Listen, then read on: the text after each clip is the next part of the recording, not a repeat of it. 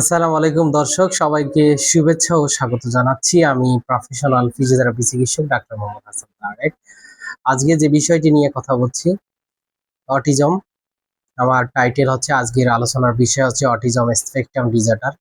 Autism বাচ্চাদের autism কেন হয়, অটিজমের কারণ কি, অটিজমের ক্লিনিক্যাল ফিচার কি, অটিজমের ইন্টারভেনশন কি বা চিকিৎসা কি, এবং অটিজম হলে কোথায় নিয়ে যাবেন, এবং অটিজম বাচ্চাদের পুনর্বাসনে কোন কোন ধরনের ট্রিটমেন্ট ইফেক্টিভ এবং এবং কি ধরনের চিকিৎসা রয়েছে সেটি বিষয় নিয়ে আলোচনা করব। সম্মানিত দর্শক, অটিজম হচ্ছে নিউরো ডেভেলপমেন্টাল একটা ডিসঅর্ডার, অর্থাৎ ব্রেনের বিকাশজনিত সমস্যা।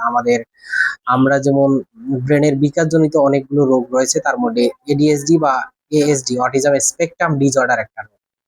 তো অটিজম বাচ্চাদের প্রথমত আমরা কিভাবে বুঝবো?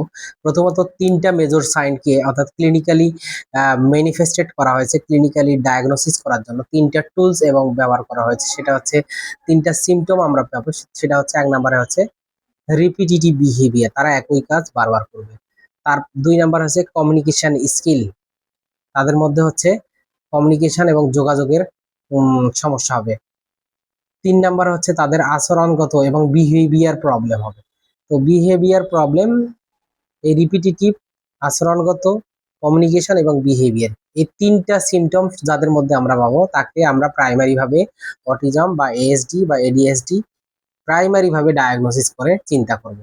সম্মানিত দর্শক, এই অটিজম বাচ্চা বা বা এডিএসডি বাচ্চাকে ডায়াগনোসিস করার জন্য আমরা যে টুলসটা ব্যবহার করতেছি, সেটি হচ্ছে প্রথমত এই ইন্ডিয়ান অ্যাসেসমেন্ট টুলস বলে বা অটিজম স্কেল বলে, অটিজম অটিজম স্ক্যানিং স্কেল বলে। স্কেলের মধ্যে আমরা তার সিমটম গুলো ফেলাবো এবং তার উপসর্গগুলো মেজার করে ডাটা অ্যানালাইসিস করে এবং রেজাল্ট বের করে দেখবো যে তার মধ্যে অটিজম আছে কিনা। একটা বাচ্চাকে সরাসরি কখনো বলা যাবে না এই বাচ্চাটা অটিজম বা এডিএসডি বা অটিজম বা অটিস্টিক চিলড্রেন।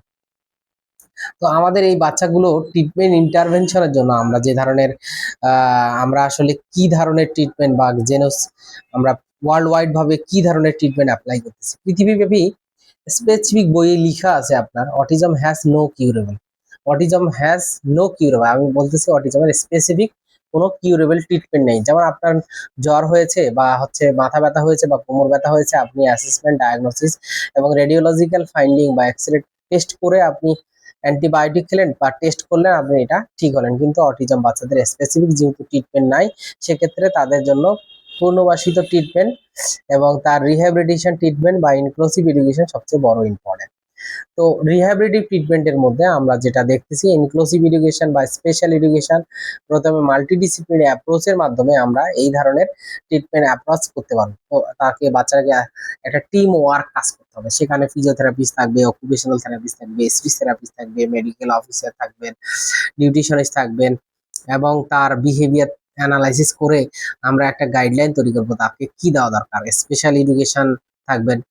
তো নর্মাল বাচ্চাকে আমরা অ্যাসেসমেন্ট, বাচ্চাকে তখন আমরা ক্লিনিক্যালি ডায়াগনোসিস করব, তখন আমরা পেশেন্টকে একটা টিম ওয়ার্ক কাজ করার জন্য আমরা প্রথমত টিম অ্যাসেসমেন্টের মাধ্যমে টিম তৈরি করব। টিম তৈরি করে আসলে আস্তে আস্তে ট্রিটমেন্ট প্রোটোকল প্রোভাইড করার চেষ্টা করব। সম্মানিত দর্শক, এই ধরনের বাচ্চাদেরকে ইনক্লুসিভ এডুকেশনের মাধ্যমে physiotherapy, occupation therapy, vocational training, ABA therapy, speech therapy, behaviour therapy most of the effective ভালোভাবে কাজ করে। এবং গ্রুপ থেরাপি, তার গ্রুপ থেরাপি আমি যেহেতু নিজে রিসার্চ করেছি, গ্রুপ থেরাপিতে দেখা গিয়েছে হাইলি স্ট্র্যাটিফিক্যালি সিগনিফিকেন্ট এবং দা অটিজম বাচ্চাদের জন্য group therapy, group activities, group time, group feeling, every group অ্যাক্টিভিটিসে তার সিগনিফিক্যান্টলি একটা চেঞ্জ পাওয়া গিয়েছে। সেজন্য আসুন সবাই মিলে গ্রুপ থেরাপি দেই, গ্রুপ থেরাপি দিয়ে বাচ্চাকে নর্মাল স্টেজে নিয়ে আসুন। ধন্যবাদ সবাইকে। আসসালামু আলাইকুম।